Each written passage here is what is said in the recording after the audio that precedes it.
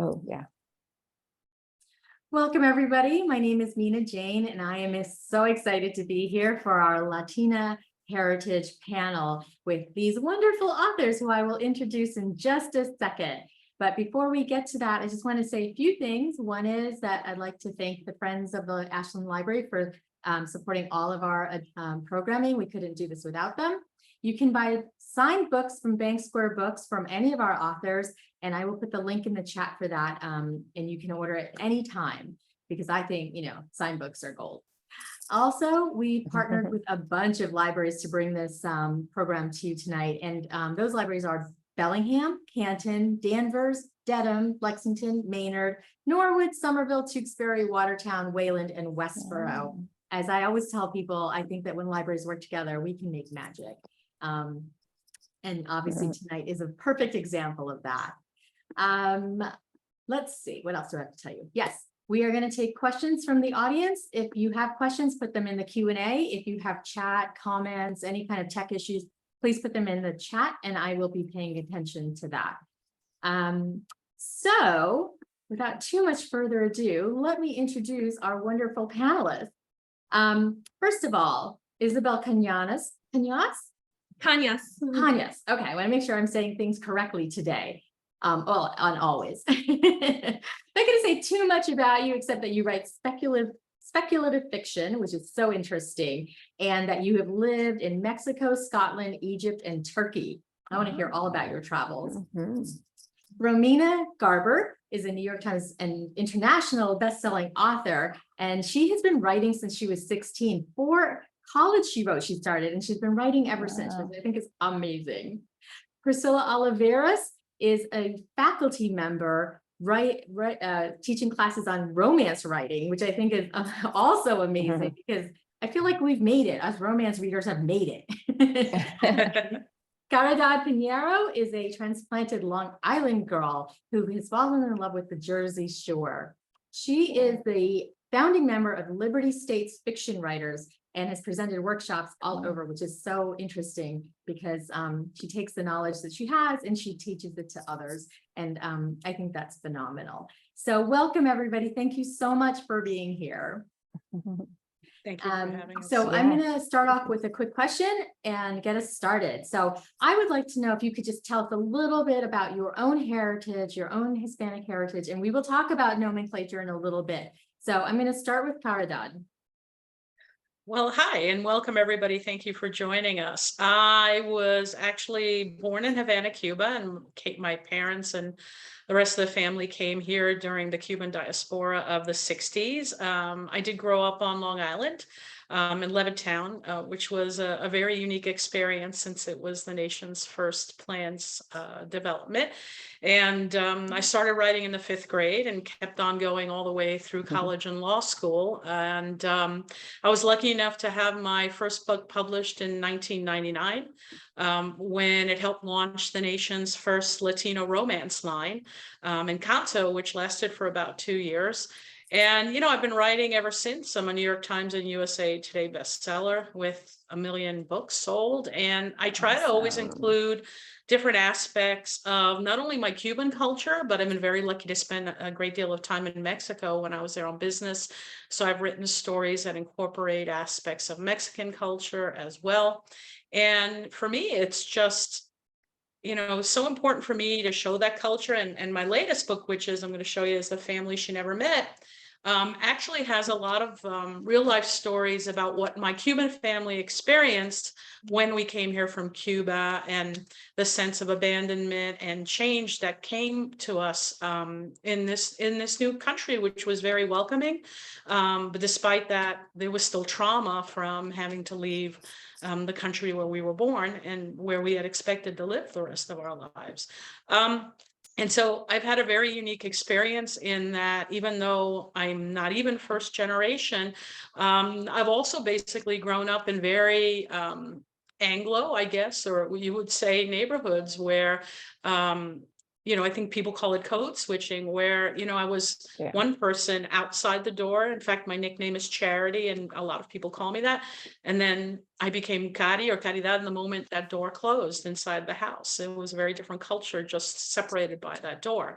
And that's been my experience. And I try to reflect that in what I write. Thank you. Nice. Isabel. Hi, everyone. Thank you so much for coming. I'm a debut author, so not a million copies sold yet. We've just started this journey. My debut novel, which is Gothic horror, is called The Hacienda. It just came out in May. I'm Mexican-American. This book is set in Mexico, and my mother's family has lived in South Texas in the Valley. My mom recently told me since at least 1821. So we were, the Cañas part of my family was in Texas before it was Texas. And so often when people ask me, oh, when did your family come to this country? Because it's a common question that I think people of Latin American heritage get. I say, well, when did this country come to us is perhaps the correct question to ask. And that's actually the topic of my next novel, which I am so not allowed to talk about. Due to my publisher. What a tease. What a tease. I know. So for me, growing up Mexican-American, my dad is white, but I always, when I was really young, we lived in Mexico City and I learned how to read and write in Spanish. And I've always connected very deeply with my mother's family. And I have never felt any ambiguity about the fact that I am Mexican-American. And I often felt a great deal of, not ostracization, but othering when I was growing up as a kid. I often, when I moved back to the US after living in Mexico City, I didn't know how to read in English. I thought everyone was really dumb because clearly they couldn't read like me, like it's a really arrogant little second grader. And then my family moved to Southern California, where I lived for most of my teen years, and to Orange County specifically, which, the ideal in the early aughts was the tall, skinny OC babe with like long blonde hair and, the very Anglo ideal of what a girl should look like. And I have like my big frizzy hair, my big fat Mexican family. And I never felt that my experiences were reflected in the places where I went to escape, which were books, specifically fantasy books. I am a big fantasy reader. I got so into Tolkien when I was about 11 or 12 years old. And actually, this is like the beauty of the child's brain. But when I was 11 or 12, I wrote self-insert Lord of the Rings fan fiction, where I was like a sister. And here was my logic. So according to Tolkien's lore, we're going to dive deep here, but it's Rings of Power season. So let's. In Tolkien's lore, there are two major groups of elves, and Legolas is from a group of elves called the Mirkwood Elves or the Sylvan Elves, and canonically, they have dark hair. And so I was like, well, obviously they're Latino. I found my people. So it's funny, but I just think it speaks so to how desperate I was to find myself in the pages of a fantasy novel. And so it's I think I just write the books that I needed when I was a kid. And I got into this whole song and dance routine, this circus of publishing, writing young adult fantasy. And I'm hopefully going to be coming back to it soon, but my debut is adult. Accidentally tripped into horror a few years ago and also found that I wanted more representation. I wanted to see and hear, the way that my family interacts with one another on the pages of genre fiction. So very passionate about genre fiction, spec fic, fantasy, sci-fi, horror, with Latinx representation. So that's kind of my jam. Nice. That's an excellent jam. Priscilla, I'm just going in alphabetical order right now. Oh, okay, sure. Hola, everyone. I'm Priscilla Oliveras. I write contemporary romance with a Latinx flavor. I'm kind of a mix in the Oliveras house. My papi is Mexican-American, Tejano from San Antonio, born and raised in San Antonio, proud graduate of Burbank High, if there's anybody from San Antonio out there. And papi joined the Navy, and he was stationed in Puerto Rico, where he met my mom. So my mom was born and raised in Puerto Rico, became a military spouse, and then moved around. So even our house is a blended family, a mix. There Caridad talks about code switching. We also like language wise, I found like in my books, like in my debut novel, my mom, mommy reads my books. She started out like just checking the Spanglish. Did I get the accent marks right? Right? And one of her comments on my debut series, the Match to Perfection series, it's 3 sisters that are Puerto Ricanas that live in and around Chicago area. And my mom had noticed like there's always, there's Spanglish in my books, and there was a word that I had used, and mommy put, you can say it like that. And your cousins in San Antonio would say it like that. But remember, in Puerto Rico, we use this word, right? And in our home, we use both of them because we all know what it is, but to be true, what it means, but to be true to my Fernandez sisters who were Puerto Ricanas, I needed to make sure that I used the Puerto Rican word. And I think that's something that we've kind of talked about a little bit, like before we went live, about how, yes, we're all Latinas, but there's those variations, these shades in, whether from Puerto Rico, whether you're Tejano, whether you're Cuban, whether you're from the DR, all of that. And writing wise, I will say I started writing when I was in college. I was a young military spouse, young mom, and I had to take a semester off of school because of a military move. And I did what a lot of readers, what a lot of people say, I like these books. I'm an English major. I like writing. What the heck? I'm going to write a book. How difficult could it be? Something that we all know is actually quite difficult. And my early books, they were bad for a lot of reasons, right? I was learning and growing in craft, but I was doing what I now tell my students to do, and what I still do, because I feel like I'm still learning and growing in craft. I don't think that will ever stop, but I was studying the books that were on my shelves, and the books that like Harlequin was mailing me four of them a month, right? I had that subscription. And it was not until I picked up one of Caridad's book and one of Laura Rios's books and one of Berta Plata's books in the Encanto line that Caridad mentioned. And that was the first time I had been reading romances, like a dedicated romance reader for probably 15 years by then. It was the first time I saw a book with characters that looked and sounded like me and my primas and like my big familia, whether from Puerto Rico, whether from San Antonio. And I realized that what was missing in those first books that I wrote was the piece of me that I wanted to see on the page. And reading those books, right or wrong, it kind of gave me like permission to write the stories that I wanted to tell. And for me, it's that moment that I know I personally experienced is, to me, proof of the importance of diversity in the books we read, whether it's Latinx characters, just diversity all across the board. And because I write romance, to me, I feel like a genre that celebrates love and healthy relationships, it is of extreme importance that everyone see themselves or their loved ones depicted on the pages and on the covers of books that celebrate love and hope and the potential. And it was not until, so that was like 1998, 1999, right, Caridad? And the first ones came out, actually, Yeah. It's an anniversary in September of 1999. Yeah, so it was not until then. And so I started, my next romance was a heroine that was Latina.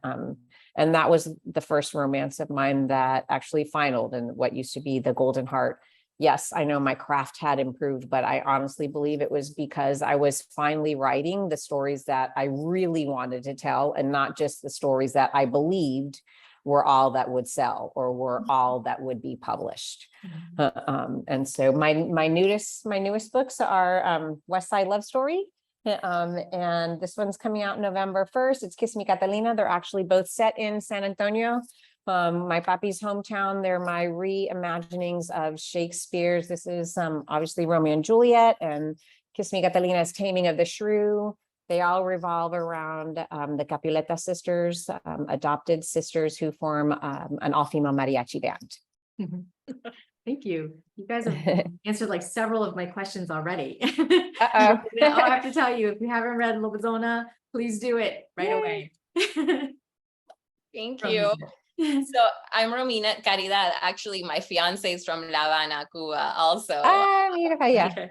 He came when he was 21 though. So it's a bit of a different experience, which is interesting because, so I'm from Argentina, but I came when I was 5. So we had slightly different immigrant experiences when you're like an adult already versus when you're a kid. And so, you know, we often kind of, you know, rib each other a little bit about some of the stuff where, you know, we're different, but it's wonderful because, you know, I had previously been in a long-term relationship with someone who wasn't Latino, who was white. And I guess like being with someone who's also an immigrant also shares your background, but like we were saying, a different flavor, right? Because it's like different terminology, different foods, different everything. Like I haven't eaten any of the foods he eats and vice versa. And so it's like wonderful because even though we do have such a strong foundation of similar culture and language, it really is so different, you know, just so we are so not monolithic, you know, which is lovely. And that gives room for stories like Manu's in Lobizona, you know, who is like, I always like to say, you know, she is not representative of the Argentine immigrant. She is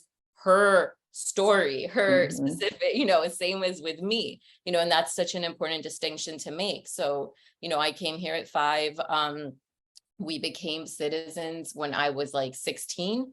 And, you know, it was the same, you know, kind of, everybody's kind of stated it so beautifully already that I don't want to, you know, rehash it. But yes, that idea of you're trying to find your identity reflected back to you anywhere. And I will never forget being like, I don't remember, 10 or 11. And it was like an election year and our teacher made us write about immigrants, about immigration, about whether we thought immigrant was a good or a bad thing.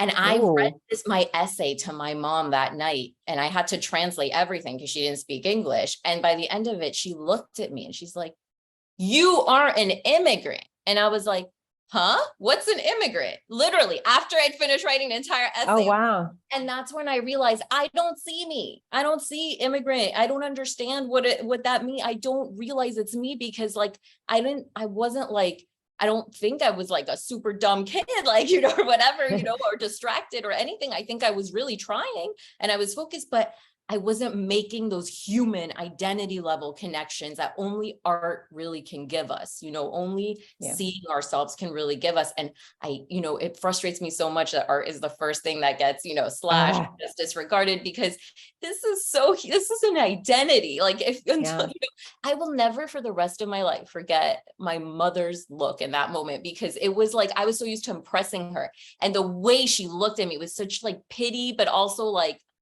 you know, like it was horrible. I will never forget it. And so, so that I wrote Lobizona, and it's been a long, long journey to writing the character I wanted to read about at that time, but would have helped me. And to echo, you know, some of this, the timelines that we're giving to publishing, which is kind of an interesting thing we're doing in this intro. You know, I will add to that in 2008, I wrote an ancestor to Lobizona called Yellow Eyes. So as you can tell, it's the same thing. It was just the less clever title. But it was a different story, you know, but it was the same basic Argentine folklore.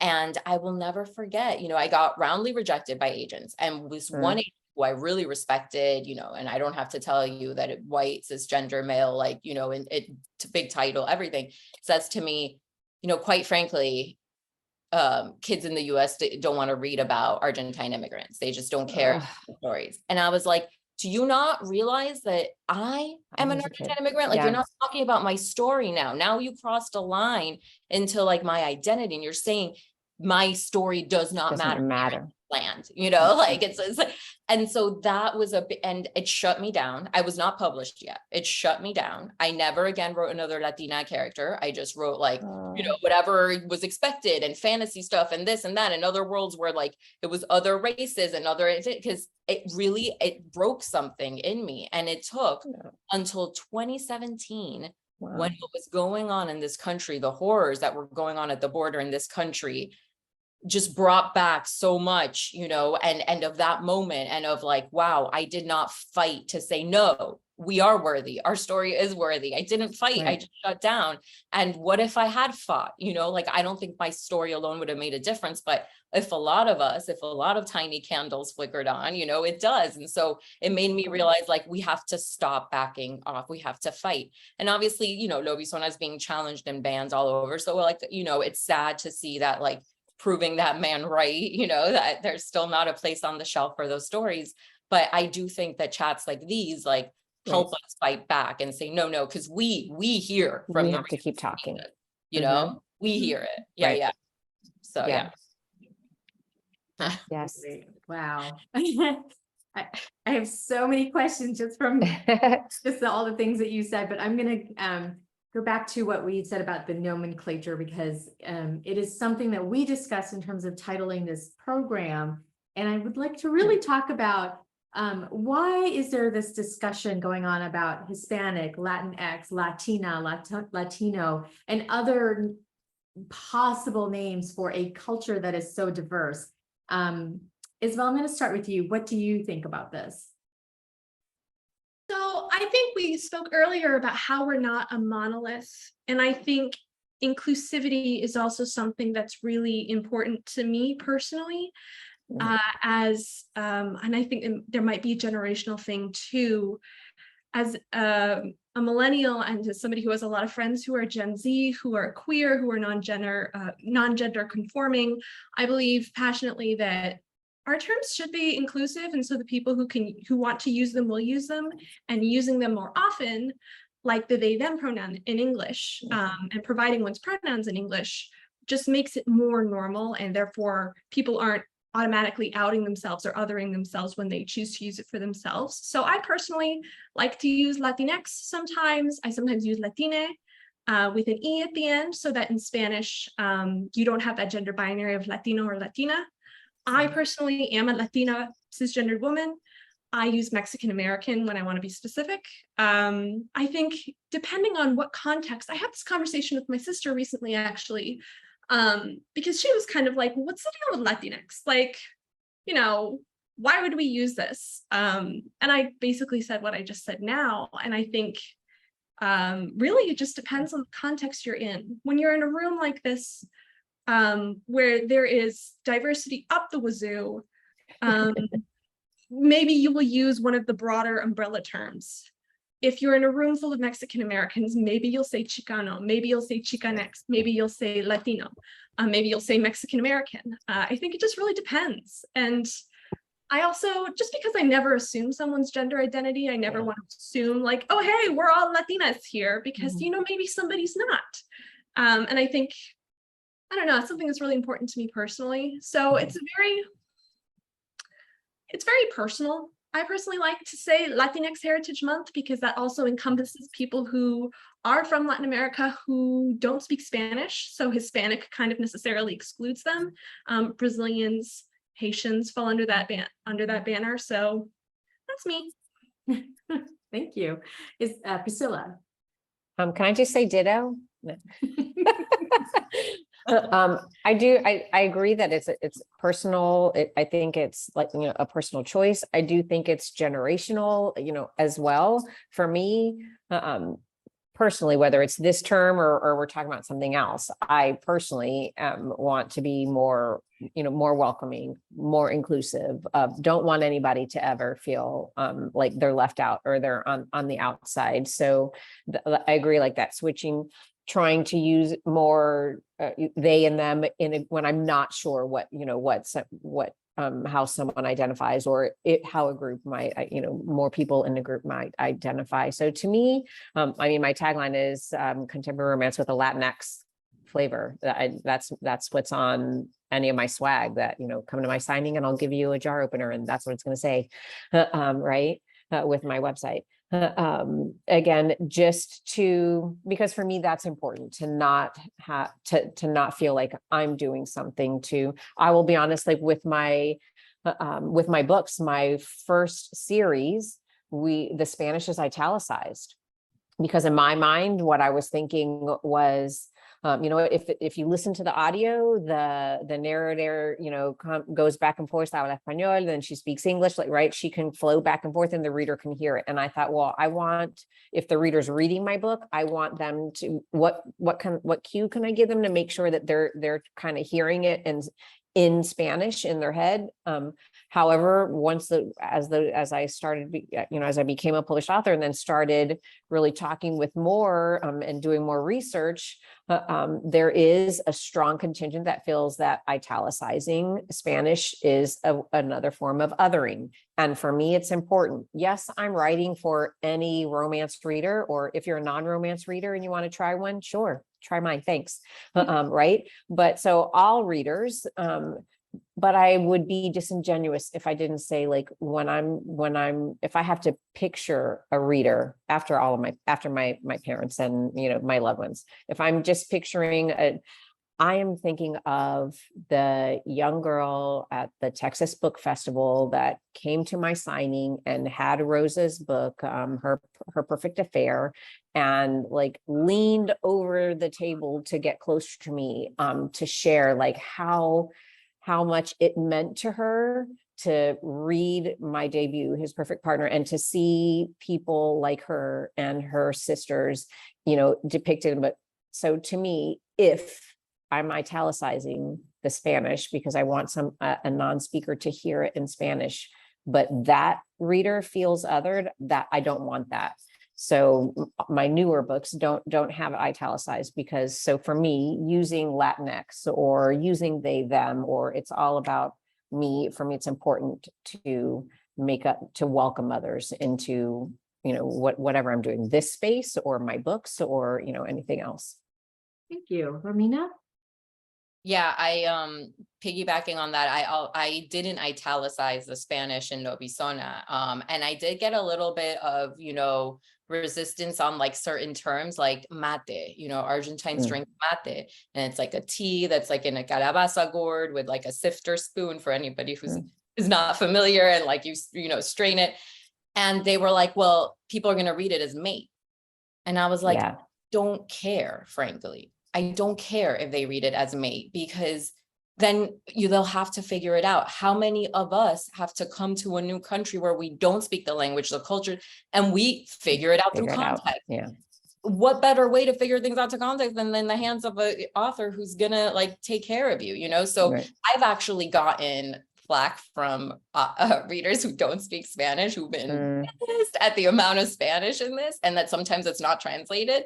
And they've been like, and I laugh when I see like, you know, the long kind of like, and, you know, I felt very like insecure. Like I didn't know what was being said. And I had to like, try to figure it out and I'm like, okay, so stop, think about like how the protagonist of the story feels about everything, and think about maybe I wanted to give you a little bit of that discomfort to make you, you know, it's a first person present, you know, like to make you really feel that but it is funny, that entitlement that some readers come to the book because frankly, they've come to expect it, because that's what the industry has fed them, you know, so they have had to fend for themselves and hunt through these like literary jungles, you know, so for meaning. So, and as far as the term, like I was saying before to Caridad when we started, like, I don't know which is my personal favorite, but like, I think like my big thing is I'm happy people are designing their own terms, because I hate labels with such a passion. And probably Lobizona, that's what everybody says. I came away from this being like, this was a treatise on labels, pretty much. I'm like, yes, exactly. On the label illegal, but really on a lot of labels, you know? And so I like just feel like if you're comfortable with a way to define yourself, why should anybody else take it from you? You know what I mean? So I really feel like whatever someone feels comfortable with, I would echo what everybody said, is totally fine, you know, as long as, like we said, we're not excluding anyone or being like, well, you don't get to fit in this banner, like that's problematic. So like you guys were saying, the most inclusive banner. Yes, I agree. Caridad? I guess, you know, I'm going to be not necessarily the odd man out in terms of wanting inclusivity, because I think it's very important that everyone feel that they can be a part of, I think, this experiment that's that we call America, which is a huge melting pot of cultures that have brought so many wonderful things to this country.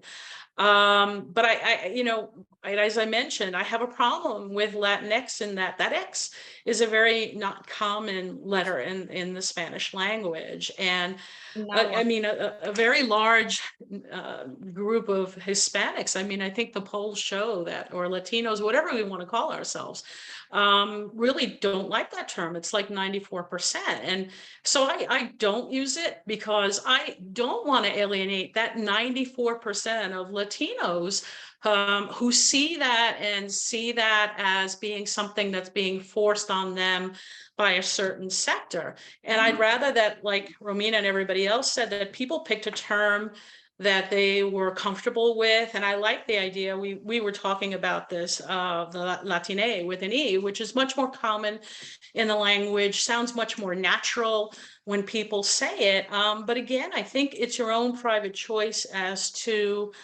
how you wish to identify, and not have somebody force a label on you that you're not comfortable with. And it's something, to be honest, when we talk about inclusivity, as I said, I was lucky to be part of that first group of novels that Priscilla said opened her eyes to the fact that in publishing there was a place for diverse books. And I have to say that over the years, my experience has been that many of the publishers who I worked with were very open to stories that had diverse characters. For example, after that line folded in 2001, it took me about another 3 years to actually sell another book. And I sold it to, of all people, Harlequin, and it was a female Latina FBI agent. It was a very unusual story. It was a paranormal when they weren't publishing paranormals, Wow. and they never hesitated.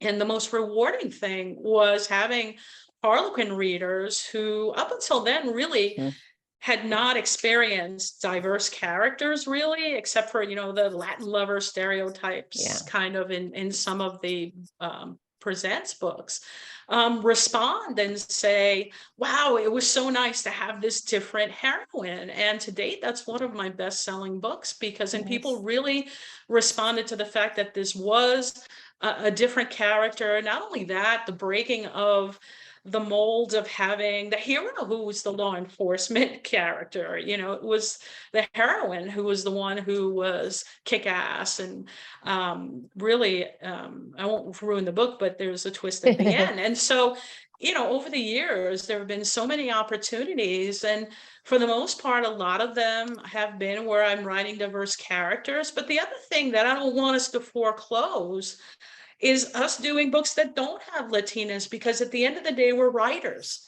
And I remember, Priscilla, you might have been at the Chica Lit conference, where somebody asked the question, would you ever write a book that didn't have a Latina?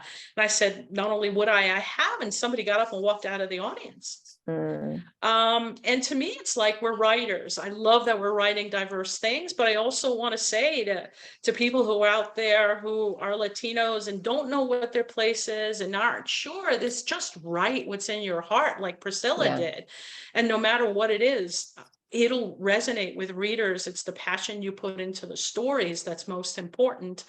And if you feel that passion involves a diverse character, great, go for it, because I truly believe there are places in publishing for that, especially now after so many years of chipping away at the wall that kept us out of publishing. And if it isn't, that's fine too. Just follow your heart in terms of what you're putting on the page. Yeah, definitely.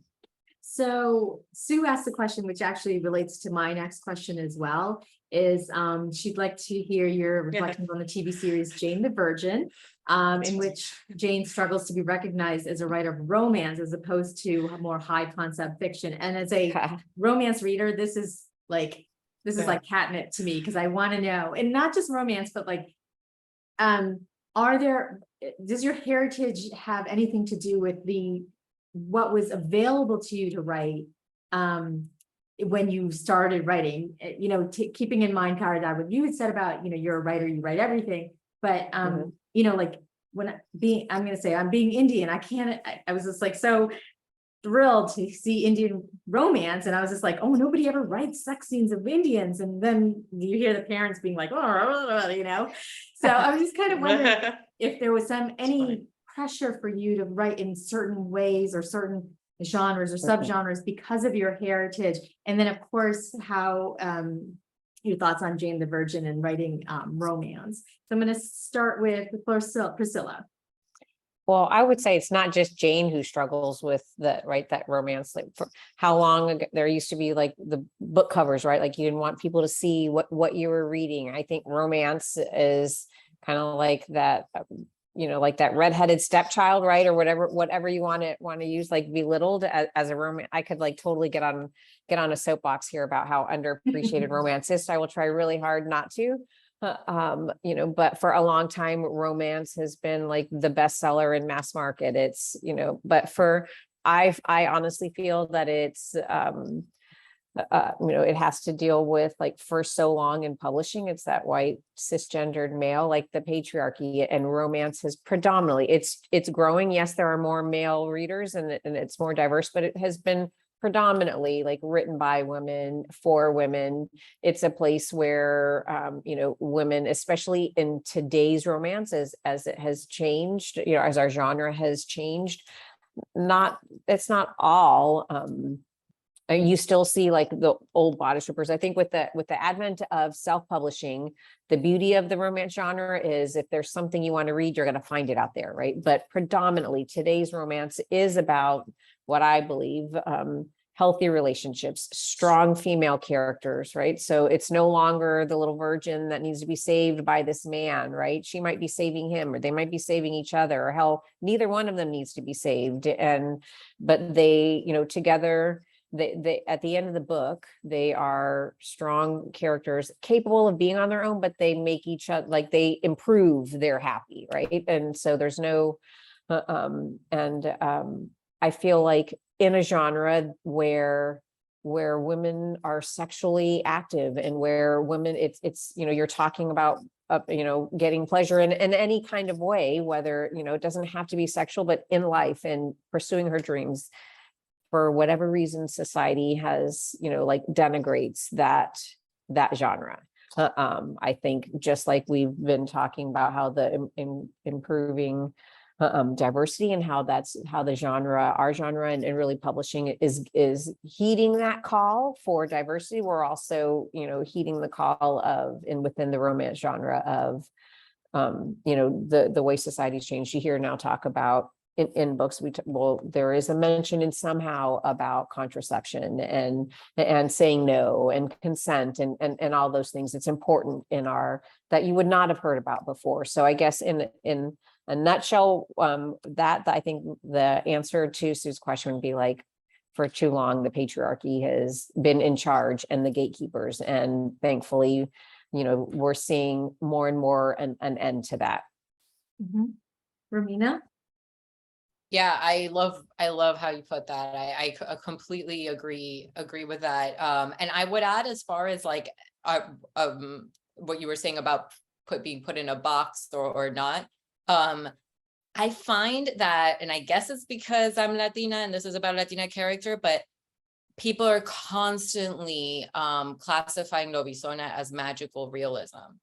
And, I'm talking even like major trades and starred reviews that say magical realism. And so I was like, do I use this quote or not? Like that. Like, I'm talking educated industry people who should know better. I mean, I know that magical realism eludes a lot of it's complicated, and I'm not an expert. Like, I'm someone who loves to learn about it, but like, I did not write a magical realism book. And so, that is something that I think we come up against a lot, where it's like, we try to write something and it's like, oh, you're Latino, it's a Latino, oh, magical realism, just stamp, move on. And we're not allowed more nuance. Sometimes it feels like, I don't feel qualified enough to talk on the Jane the Virgin stuff, by the way. I'm too embarrassed. I'm like not good at this, so I'll let someone else take that. Well, Caridad put in here, and I was hoping that you would talk about it, Caridad. I know. So I don't know if you want to share that, Caridad. Yeah, that was very exciting. We had gotten a call one day from the showrunners because they decided at the very last minute that if Jane was going to have a book published, they were going to actually publish a book that she supposedly wrote. And so my agent got a call, and 3 days later, I had started writing a book. It had to be written in a month, which was quite an Oof. undertaking. But it was very exciting because I think Jane the Virgin on television broke a lot of molds. Again, you know, we see Latinas, we see them being everyday people. I always thought it was kind of weird that being set in Miami, there wasn't, it was a Cuban thing, but she wasn't Cuban, which was kind of interesting. But you know, there was a lot of stereotypes being broken in terms of all the different characters, their life experiences. They did use magical realism, which was problematic when we were writing the book, because in fact the book was historical, and you know, a lot of the magical realism gimmicks on the show were done with visual and technical modern things, and so we had to incorporate that.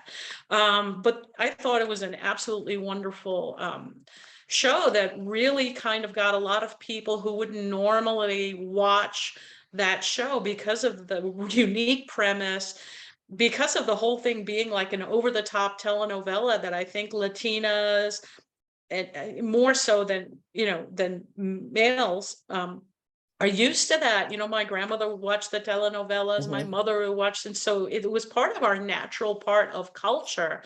That they exposed other people to, the same way that, for example, K-drama now is exposing so many people to, again, they're just telenovelas, but you know, in Korean, that are exposing people to different cultures. And I think that's the wonderful thing about what we're all doing, is that we're exposing people to different cultures through things like our books and shows like Jane the Virgin. And the most, I think, rewarding thing for me is hearing from people saying, you know, I know that we're different, and yet when I read your book, like The Family She Never Met, there were so many things there that I could identify with, even though I'm Polish or this, or there's an Italian family, a very similar immigrant experience. So, you know, it was a very unique opportunity. And just absolutely amazing to work with the showrunners and have them, you know, actually I said my name on the program at one point. And yeah, but again, you know, I think it shows, like I mentioned, that there is a lot of more inclusivity there in so many arenas.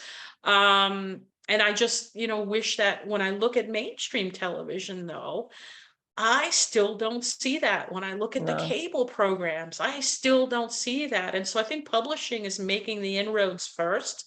And I think romance made that. You know, we're talking about romance. It's constantly being put down. It's fantasies. And I hate to say the book that won't be mentioned, it's porn, right?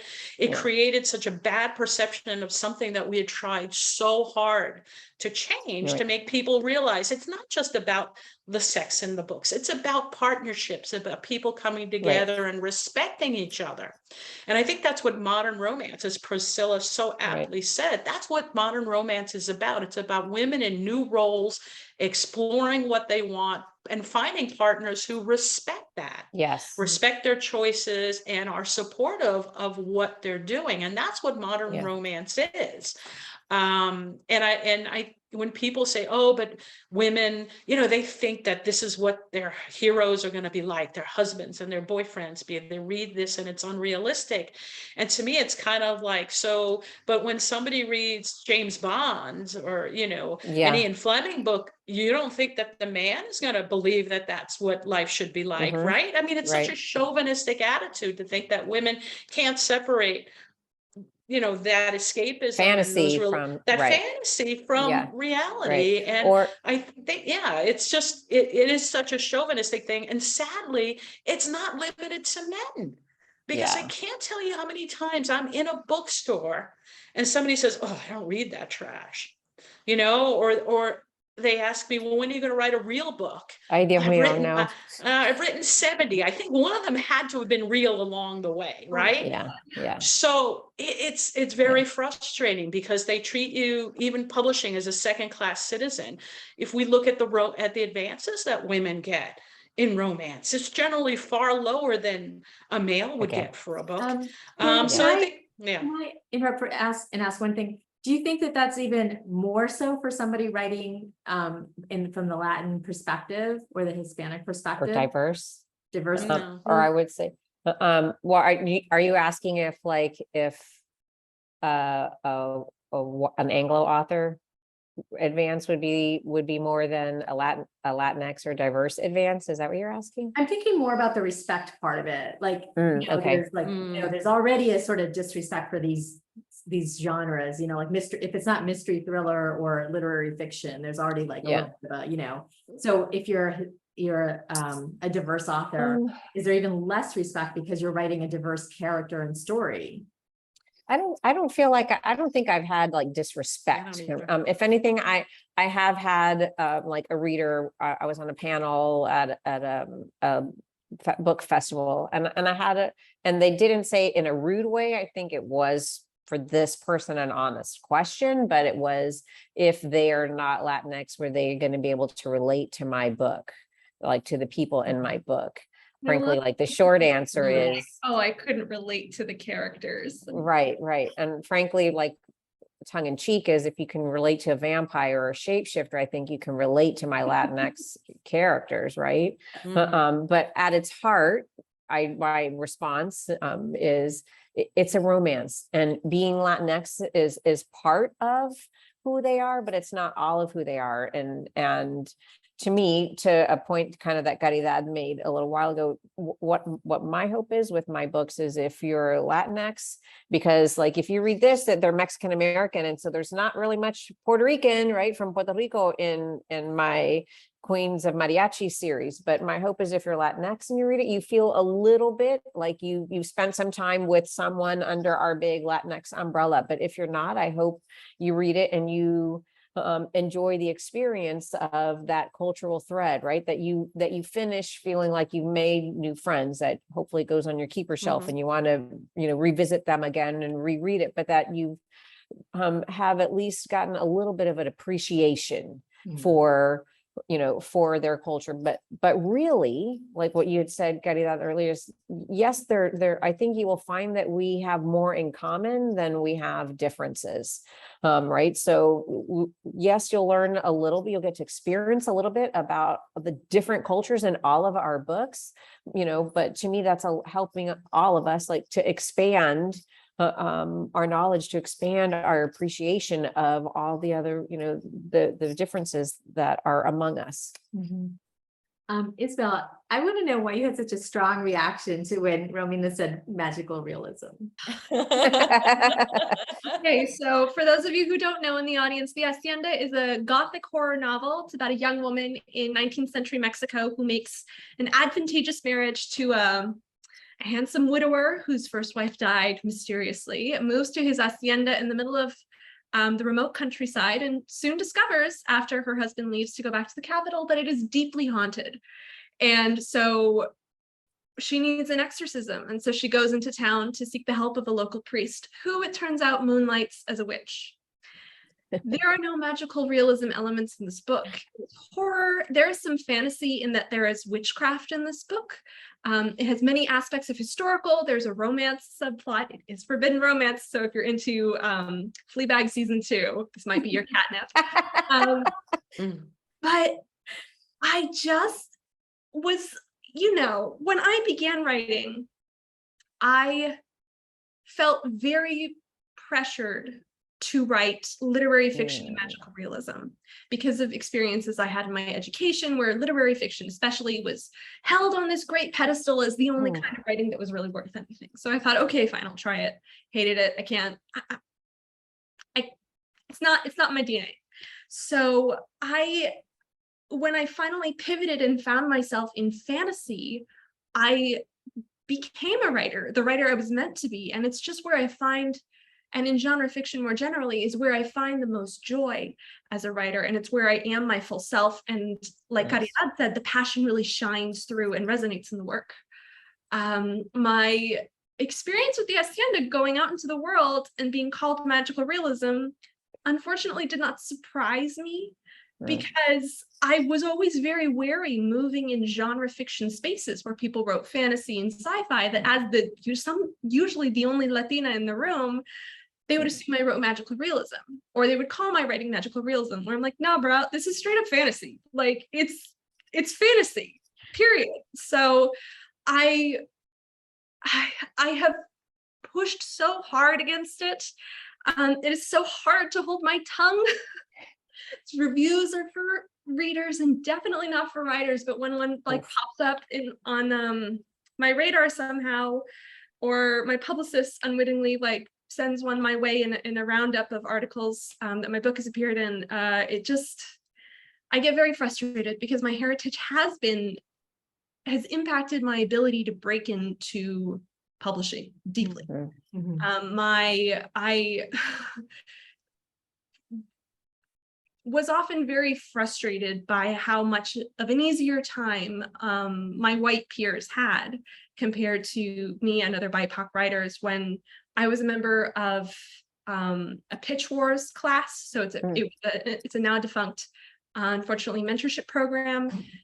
So I had like kind of a graduating class, and watching some writers just soar and their books that, perhaps they were good, perhaps they were stunning, perhaps they were kind of middle of the road, just skyrocket off, get like very shiny, flashy deals, get flashy agents, whatever.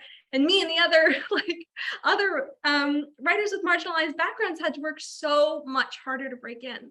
My first novel the one that got me my agent, did not have Latinx characters, did not have Mexican characters. And my agent was very passionate about it, but we received so many rejections that were coded. And we actually got one in the end we received a very low ball offer on this novel from one Big Five publisher. And the editor said, when she refused to negotiate anything higher, she said, why doesn't Isabel write something Mexican? And I was like, well, okay, F you, let me do that. So I turned around and I wrote a book that I poured my heart into. We sent it back to her and it was too Mexican. It was just oh my God. I spent. What is too Mexican? That kills me. You cannot freaking win. So Yeah. and that was actually, it was after a few more rejections after that, but my experience of just like round the clock rejection with that book, that was the most Mexican thing I had ever freaking written, that I'd really been vulnerable in writing. It really scared me to write because I had never written a Mexican American main character. And so it was really a book with great growth and a book that I was really passionate about. Getting so many rejections actually led me to write The Hacienda, because I was like, well, fine, I can't please you. I'm just going to write what I want to read, which now, happens to be a horror novel set in in Mexico in the 1820s after its War of Independence. And I want to write a haunted house, and I want it to be gothic as fuck. And that's what I'm going to do. So I found that my heritage really boxed me in, and I have had to fight. I had to fight pretty hard. And I think a lot of other people have experienced this as well. Sylvia Moreno Garcia, she of Mexican Gothic fame. When I finally gave in to my rage, and I had a little subtweet about like, hey, by the way, my book is not magical realism. And she retweeted it saying like, basically, welcome to the club. Her work gets called magical realism all the time, and it is not. So I reacted so emphatically when Romina brought up magical realism, because I was like, wait, dude. But what's interesting that you're saying is what I alluded to about writing what your passion is. Because when I first started writing, there was no Latino publishing. It was groundbreaking. But then afterwards, when that failed, right, it was like, okay, I'm just going to keep on writing. I'm going to keep on writing whatever. And up until recently, when there's this huge push for diversity, Caridad could write whatever Caridad wanted. But now that there's this huge push, which is both good and bad, and this experience says, Caridad, you have to write a diverse book. But why, if that's not what I want to write right now? I feel and that so too. there's good stuff happening with it, but then there's the blowback of, if they see a name that they don't understand and they realize is Latino, they figure that's what you have to write. I know we will have made it when we are allowed to write whatever we want to write, just like writers. I agree. That will be the day. Until such a time, it's a tricky business. There's a lot of weird push and pull. It's like, well, yeah, I do want to write historical novels set in Mexico, or what is now South Texas, featuring people who are a lot like my family. But what if I don't want to in the future? What if what have I Yeah, done? I'll I- say, to be honest, like my books, they like this, because they're series, they usually revolve around like one Latinx family, right? So like this one, the Capuleta sisters, my Key West series, it's the Navarro familia, they're firefighter paramedics. And so that family, that the one that you're going to see and all, is Latinx, like, because like I'm wanting to write like families, you know, that I can really relate to, that are like mine, but not all of my books is the love interest Latinx. And I did one time, like I had my vision board for his perfect partner. Jeremy is Anglo, and I had it on our dining room table, and one of my amigas came by and she was like, "Who's this blonde guy?" And I said, "Oh, that's Jeremy. He's here." And she's like, "Oh, why is he white?" And that took me back, you know, but I realized, well, that's how Jeremy came to me. So I'm trying really hard. You know, I'm writing the characters as they appear, right? And as they, and that's just how it's going to be.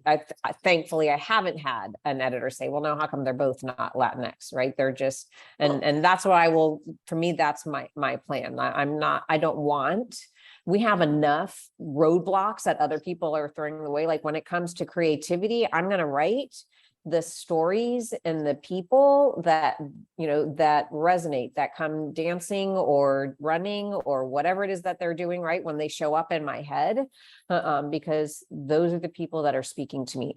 I don't live in an all white world. I don't live in an all Latinx world, right? And I'm writing contemporary romance. I'm not on a sci-fi, like on a planet or whatever, right? So I'm writing the world and the stories that as a reader, I want to get lost in. And so woe is the person that when I submit a book and they tell me, "Oh, how come they're both not, you know, Mexican or whatever," I'm going to be, because they're just not. And that would be a sign for me that that's not the right place for my book to be. Mhm. And what if the day came that you weren't going to include any Latinos? What do you think the response would be with a name like Priscilla Oliveras? I don't know, but I'll be honest with you right now. The stories that I want to tell are stories that you know, that are about our culture, because I haven't seen them. I'm thinking about, you know, Thank you. those are the books that I want on the shelf. It's important to me that we have representation that, you know, up there. So I'm not going to say that I never will, but right now, like all of the stories and all the irons that I have in the fire that I can't talk about, right, are, you know, Latinx. I'm gonna, we're just about 8 o'clock and I want to make sure I get to this question from Alicia. And then I have one more question before we go. She says, "I literally cried the first time I saw my culture represented authentically in a book, Argentina, ever. And I will never forget that feeling. Thank you, Romina, for that. And thank you for all of you for putting your work out there. My question is, I'm curious how you all arrive at your work. Do you see the characters first or work around an idea?" I'm going to start with Romina for this, since I think that's where I am in this. Thank you, Alicia. Thanks for that shout out. That feels awesome. So this could be a very long, and I think we all have the potential to talk a lot about this. This is our favorite thing to talk about, but it's like, I will keep it super brief for everyone's sake. I tend to begin with an idea. So that usually comes to me. And when it goes to construction, just to give you a little more, like I tend to begin always with place. So once I have the idea and the concept loosely of what I want to write, I develop the location. And so once I know the universe that this, you know, and kind of understand it really well, like the governance, the spirituality, like what is it? Where is this place? How does it work? How does it function? I know what my characters being born into, then I start with character. So I begin with world and then character and then plot. So I I'm a Virgo, and it feels very like erotic Virgo. Follow me down this rabbit hole. Wow. That's the first time I've heard that. I've always heard character first. So that's really interesting. Caridad?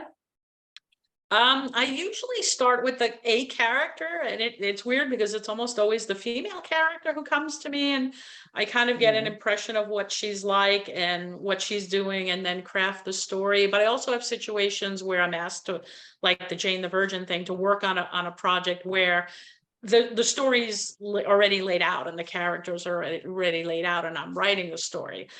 So that's a very different process, because then I've got to put my stamp and my voice and my feelings to something that's already kind of laid out. But I really like when a character comes alive and I have to craft a story around, usually again around her. I write very female centric stories, in that, you know, I want them to be the ones that end up shining at the end and find somebody who's going to respect them and support them.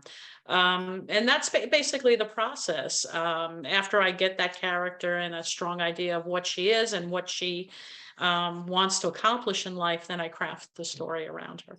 Awesome.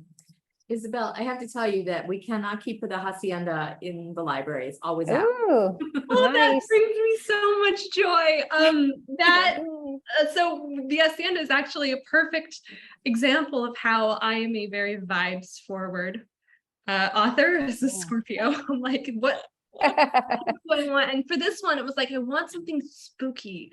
I really wanted atmosphere. When it comes to where the ideas come from, it is like a constellation of vibes. Like, I know I want a guy who's kind of like this, but it's very undefined. And I want a space that's going to be kind of like this. Like, we want a big old creaky house with cold corners. And these pieces start to come together slowly, and they crystallize into an idea. And then, Romina, I feel like we could talk for ages about like very planning. Then the real world work begins of me like going through like really Rube Goldberg type steps for me to get to my final book.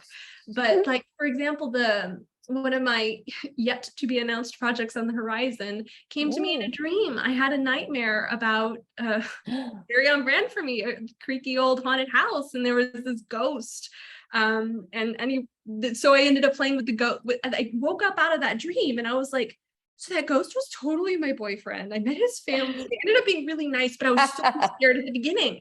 So that ended up being like the seed of the dream. Did not have logic, but the vibes of the idea was something I wanted to chase.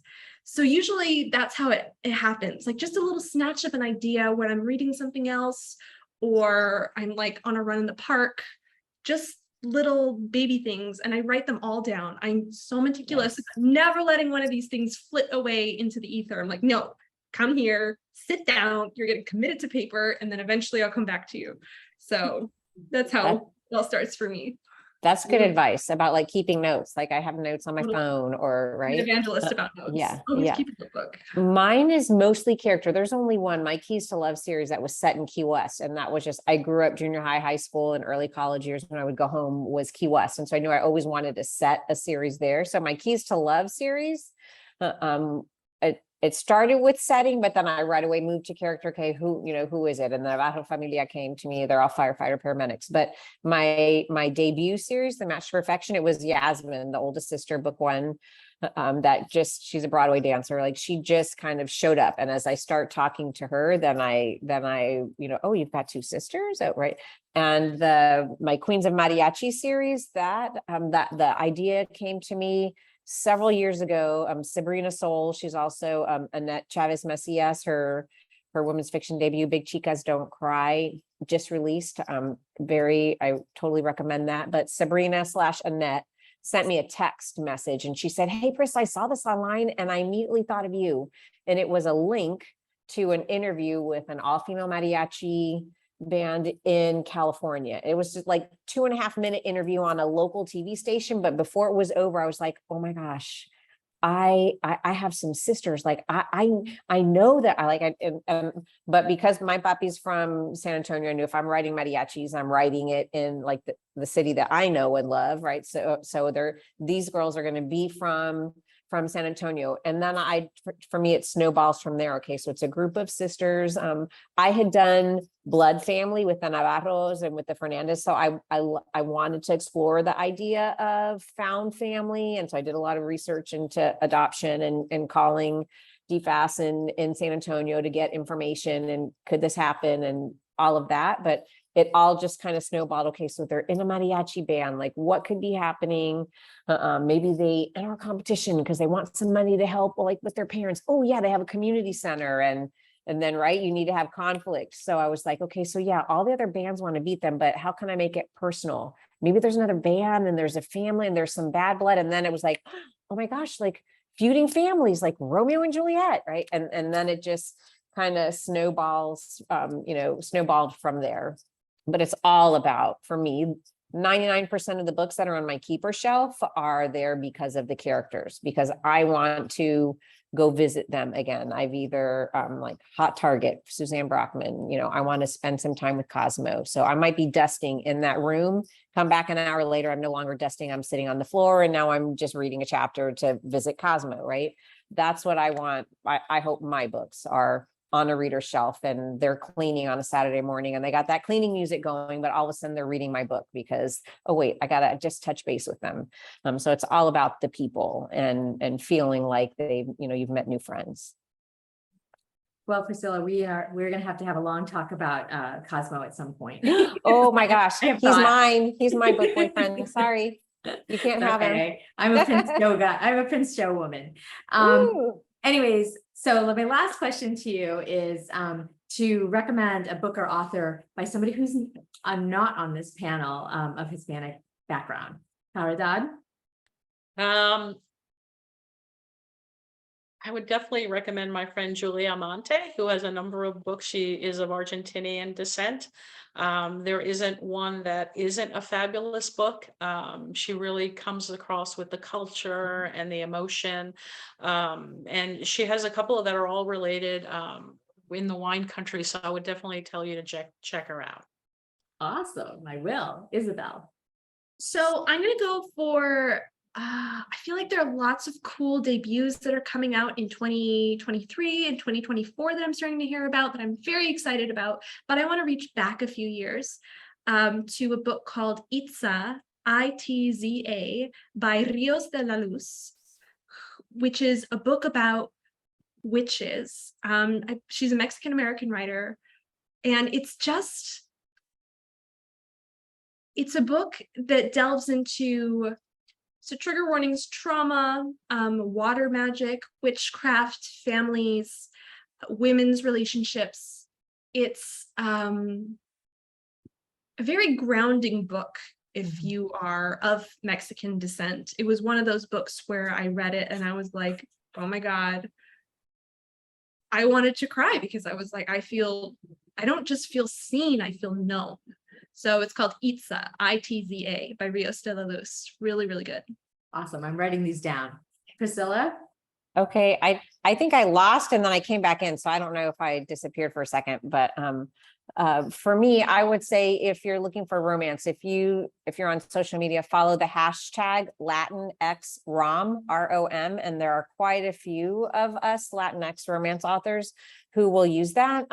So I already mentioned Sabrina Soul, who's AKA Annette Chavez Macias. Her most recent is Big Chicas Don't Cry, but I would say Alexis Daria, her most recent series, The Primas of Power, right? So a lot like Adios and You Had Me at Hola.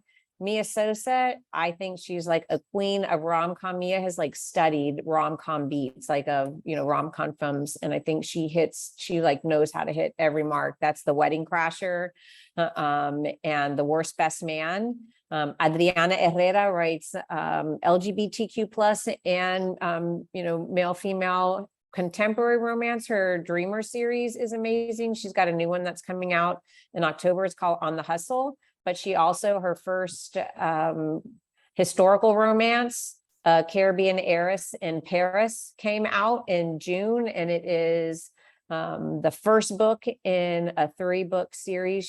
She's working on book 2's coming out next year, but it is the women come from the DR and they are in a Caribbean Heiress in Paris, takes place during the World Expo in Paris. That it's just beautiful. She does a wonderful job of weaving in like cultural history, right? And like Spanish composers, like they're at a ball, but they're talking about, like Spanish composers in music, and it's sexy and it's rich with culture. So I think any of those I mean, I could keep going. If you really want more Latinx rom recommendations, hit me up on social media and I can give you a whole list.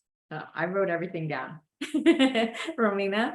So I'm going to pitch 2 books I just blurred actually that came out Yay. this year. So one is Together We Burn by Isabel Cañas, and Ooh. it's kind of a Spanish world where it's like dancing and dragons, and it's a fantasy, but it's a really cool and different and fun and very colorful. And my favorite thing was just so many descriptions of food, which and she does such a great job with food stuff. And then Aiden Thomas, the Sun Bearer Trials. I just blurred this one, and I was so happy to get it early because I was like, this is going to be one of my most anticipated reads, and then you get it early, so it's like a treat. And it's Mexican inspired, semi-dioses competing. You know, that's my favorite kind of thing. Anything like that with a competition and everything, and such like deep personal identity messaging, which like Aiden pulls off just like beautifully. So definitely very, very heartfelt. At the top of my TBR after I hit my deadline on Thursday. You're gonna love it. Ooh. Yeah. Oh my gosh. Well, my TBR pile is going to just fall over now because I've just added all of those books to it. Although I have, yes, I'm good with some of those. So anyways, thank you so much for being here today. I have learned so much, and I've really appreciated all of your honest and thoughtful responses to our questions. And we have so many books to read. I'm very excited about all of this. Thank you so much for getting us all together. Yes, to thank you so much for thanks hosting everyone who us. came. This was really lovely. It's been so fun, and I think our audience has really enjoyed it. So thank you everybody for being here. Remember, you can buy signed books from Bank Square Books, and I will send out a link afterwards so that you can watch us again or buy our books. Ours, not mine.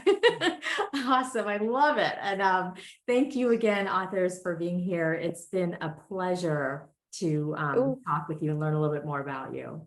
Can we get a screenshot of us real fast if everybody wants to hold up their books? My gosh, yeah. Sure. How do we do that? Let me see if I can. I'm going to see if I can do it with that. It takes 3 fingers. So let me see if I can. Oh man. Okay, ready? 1, 2, 3. Okay, I think I got one. Yes. Awesome. Send that to me. Anyways, thank you. Yeah, this is great. Thank you so much, everybody. Have a great night. And Priscilla, have a wonderful dinner. Yeah. Oh, thank your you. travels. Thanks, everyone. Bye. Adios. Thank you.